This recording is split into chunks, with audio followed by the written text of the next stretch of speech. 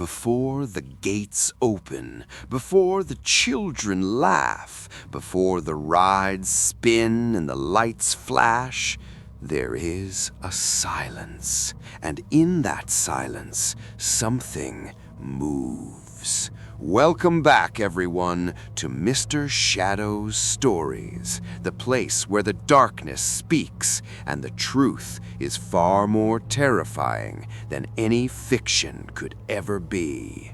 Tonight, we are going somewhere most people have only ever seen in daylight, and somewhere filled with color, laughter, and the smell of popcorn and cotton candy. Somewhere that, on the surface, feels like the happiest place in the world. But tonight, we are not going during the day. Tonight, we go after dark.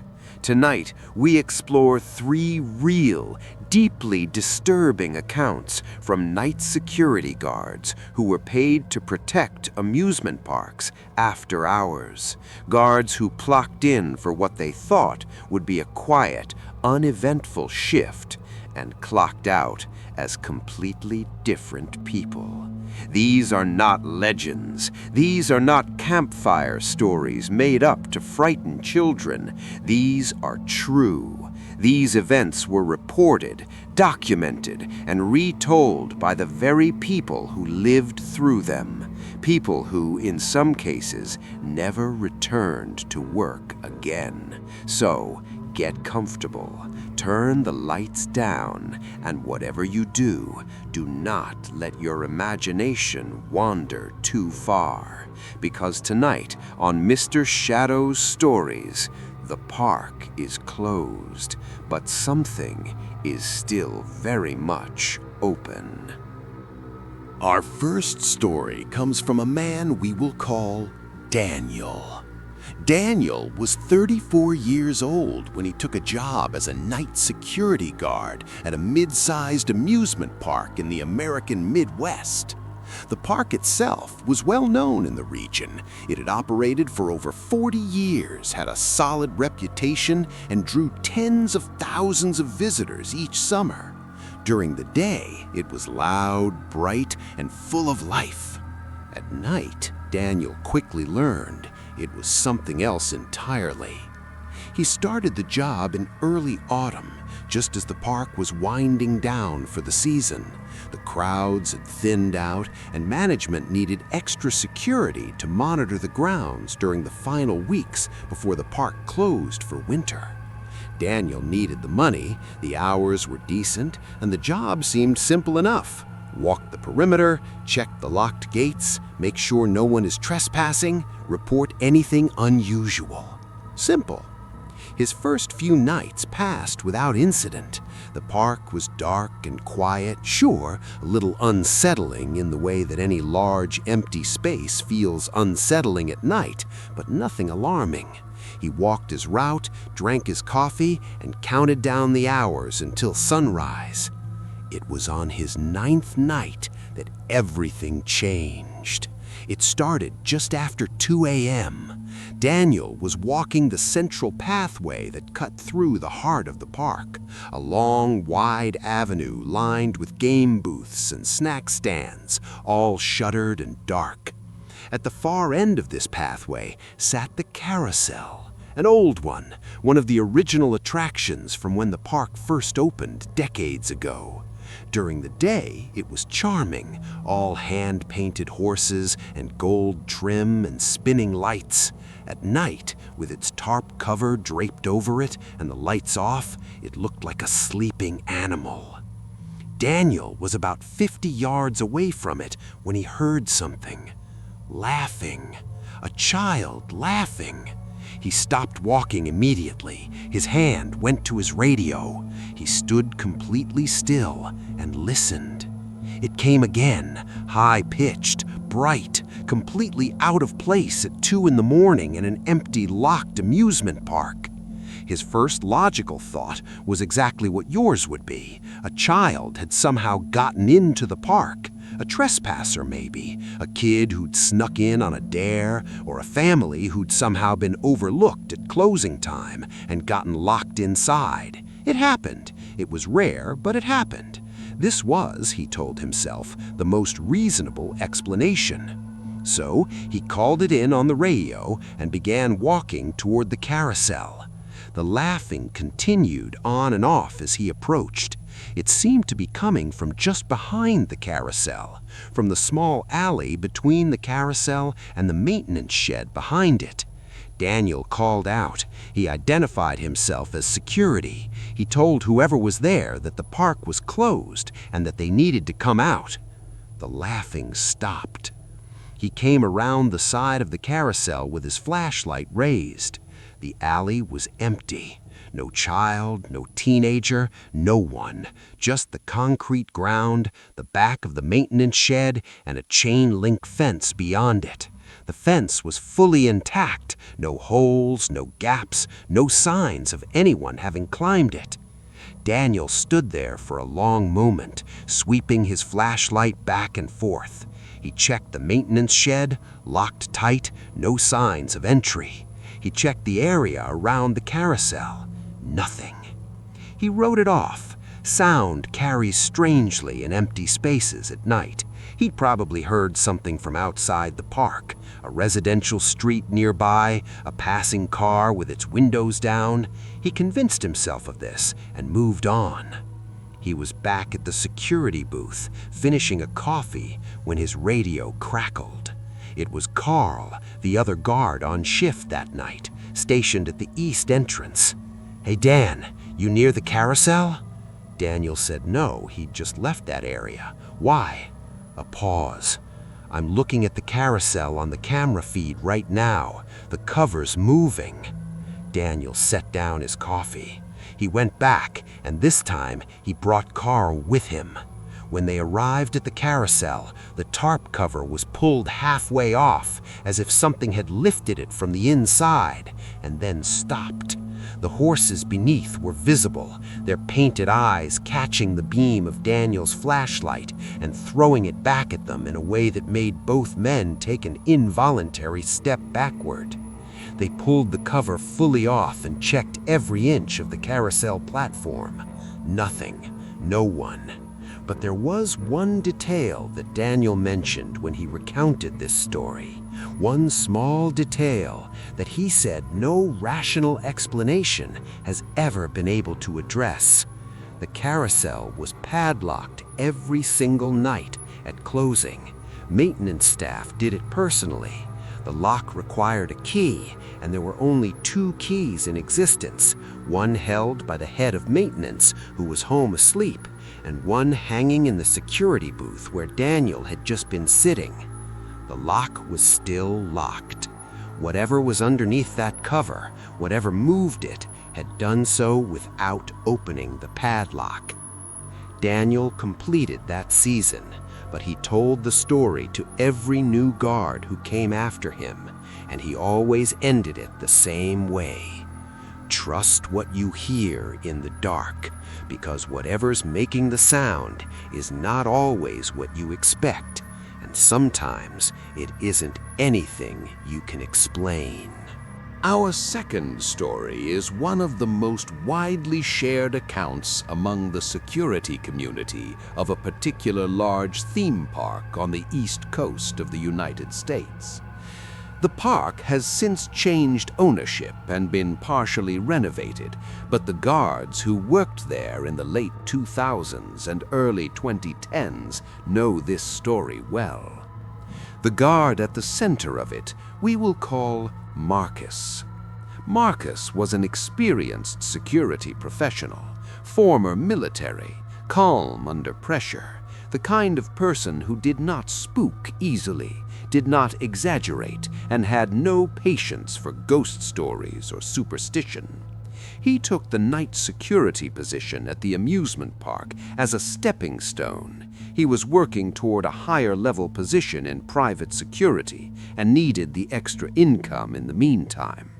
He was, by every account, exactly the wrong type of person to have an experience like the one he had.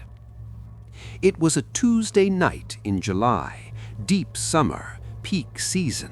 The park had been packed all day. It closed at 10 p.m., and by midnight the grounds had been swept, the staff had gone home, and only Marcus and one other guard named Pete were left to watch over the property until the morning crew arrived. The roller coaster at the center of the park, the main attraction, a large steel coaster that had been the park's signature ride for nearly 2 decades, ran along an elevated track that looped through several sections of the park. From the ground, you could see large sections of the track outlined against the night sky, lit faintly by the safety lights that remained on after closing. Marcus was doing his night patrol, walking the base of the coaster's structure, when he looked up and saw a woman standing on the track. Not near the track, not below the track, on it, standing upright on the track itself, at a section that was easily 40 feet off the ground, perfectly still, facing away from him. Marcus's reaction was immediate and professional. He got on the radio, alerted Pete, and began moving quickly toward the coaster's maintenance access ladder, a metal staircase used by technicians to access the track for inspections. He called out to the woman as he moved, told her to stay still, that help was coming, that he was on his way. She did not move, did not respond, just stood there, perfectly still in the dark. It took Marcus about 4 minutes to climb the access stairs and reach the section of track where he'd seen her standing. Pete from below confirmed it. He had kept his light on the spot the entire time Marcus was climbing. He had not seen the woman move. He had not seen her climb down, jump, or fall. She had simply, between one moment and the next, stopped being there. Now here is where the story becomes particularly disturbing. Marcus and Pete spent the next 2 hours doing a complete sweep of the entire park, certain that they had a trespasser, possibly a disturbed individual who needed help. They checked every corner, every building, every ride platform. They reviewed the security camera footage from every camera positioned near the coaster. The cameras had captured Marcus's entire approach. They captured Pete standing below with his light. They captured Marcus climbing the access stairs. They did not capture the woman, not even for a single frame. In the footage, from every available angle, the section of track where both men had clearly seen a woman standing was completely empty. Marcus filed a full incident report. Management reviewed the footage. No explanation was ever given. The incident was quietly filed away. Marcus finished his contract at the park, but did not renew it. In the years since, he has spoken about this experience on several occasions, and his conclusion is always the same measured, unsettling assessment. I've been in combat. I've been in dangerous situations where my brain was under enormous stress. I know what a hallucination looks like. I know what fear does to perception. This was not that. Pete saw her. I saw her. The cameras should have seen her. Whatever she was, and I'm not saying I know what she was there, and then she wasn't. Security professionals who work long, isolated night shifts will tell you something interesting. The human brain is extraordinarily good at pattern recognition, but it is also very good at filling in gaps, at constructing something complete and real out of something incomplete and ambiguous. Most experienced guards will advise new personnel to always confirm what they see with a second source before concluding. Marcus had a second source. Pete saw her too. The third and final story tonight comes from a woman we will call Renata. Renata worked night security at a large seasonal amusement park in the southern United States for 3 summers in her mid-20s. She was, by her own description, a practical and rational person who had always been deeply skeptical of anything supernatural. She took pride in this. She liked logic. She liked things that could be explained. The park she worked at was old, one of the oldest continuously operating amusement parks in the country, with a history stretching back to the 1920s. Over the decades, it had seen everything: expansions, fires, accidents, renovations. Several of its original structures still stood, preserved more out of stubbornness than sentiment, including a large wooden pavilion near the back of the park that dated back to the 1940s and was used primarily as a storage facility and break room for maintenance staff. Renata's experience began on an otherwise entirely unremarkable night during her second summer at the park. She was doing a sweep through the back section of the grounds near the old pavilion when she noticed a light on inside the building. This was unusual. The pavilion was supposed to be empty and locked after 11 p.m. She checked her watch. It was nearly 3 a.m. She approached the pavilion and looked through the window. Inside, at one of the old break room tables, sat a man in a park uniform. He appeared to be middle-aged, heavy-set, with dark hair going gray at the sides. He was sitting with his hands flat on the table, looking straight ahead at the opposite wall. He was completely still. Renata knocked on the window. He did not react. She went to the side door, found it unlocked, and entered the building. She called out to the man, told him the park was closed, that he shouldn't be in there. He did not respond, did not turn his head. She moved closer and repeated herself, louder this time. He turned to look at her, and Renata said that in that moment, every rational, skeptical instinct she possessed evaporated completely, because the look on his face was not confusion or irritation or the look of someone who had fallen asleep and been startled awake. It was something she struggled to put into words when she recounted the story.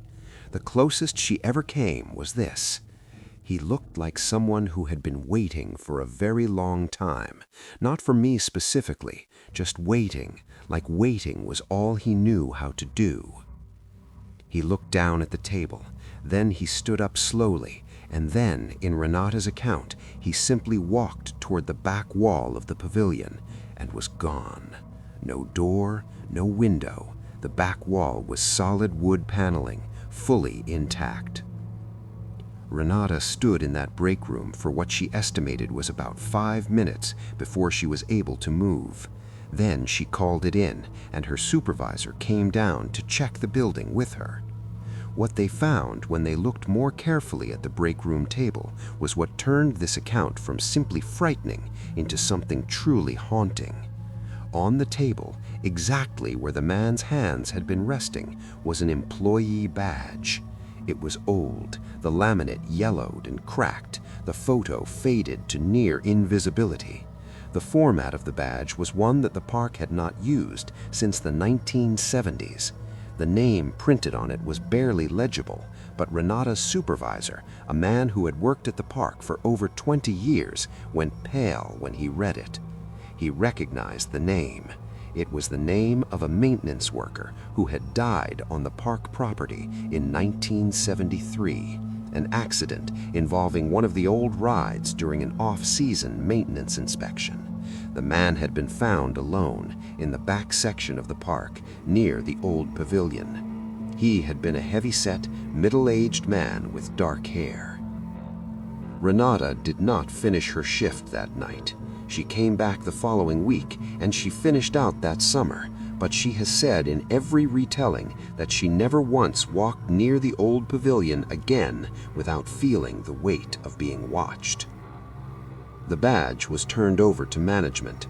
What happened to it after that, no one could say for certain, but Renata's advice, drawn from that night, is something that every person who works in an isolated environment alone at night would do well to remember.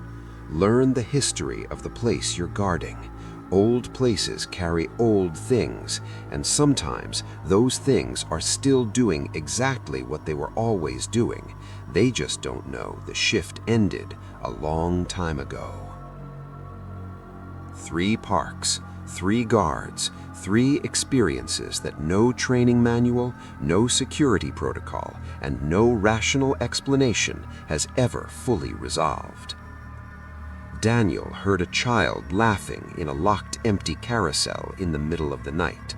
Marcus watched a woman stand on a roller coaster track 40 feet in the air and vanish without a trace, without ever appearing on a single camera. And Renata came face to face with a man who, by every available account, had been dead for 30 years. Now, here on Mr. Shadow's Stories, we never tell you what to believe.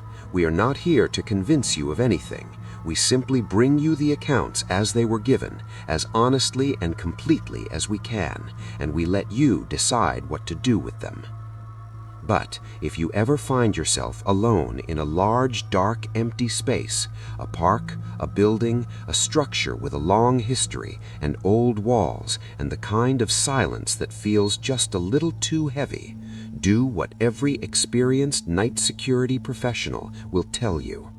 Pay attention, trust your senses, confirm what you see, know the history of the place you're in, and remember, just because a place is empty does not mean it is unoccupied. That's all for tonight, everyone. Thank you so much for spending this dark hour here with us at Mr. Shadow's Stories. If these stories unsettled you, disturbed you, or made you think twice about the places you thought you knew, then we did exactly what we came here to do. Hit that subscribe button, follow the channel, because the Shadows have more stories to tell, and we are only just getting started. New horror stories, new true accounts, new darkness every single week, right here. Until next time, stay safe, stay alert, and whatever you do tonight, don't listen too hard to the silence.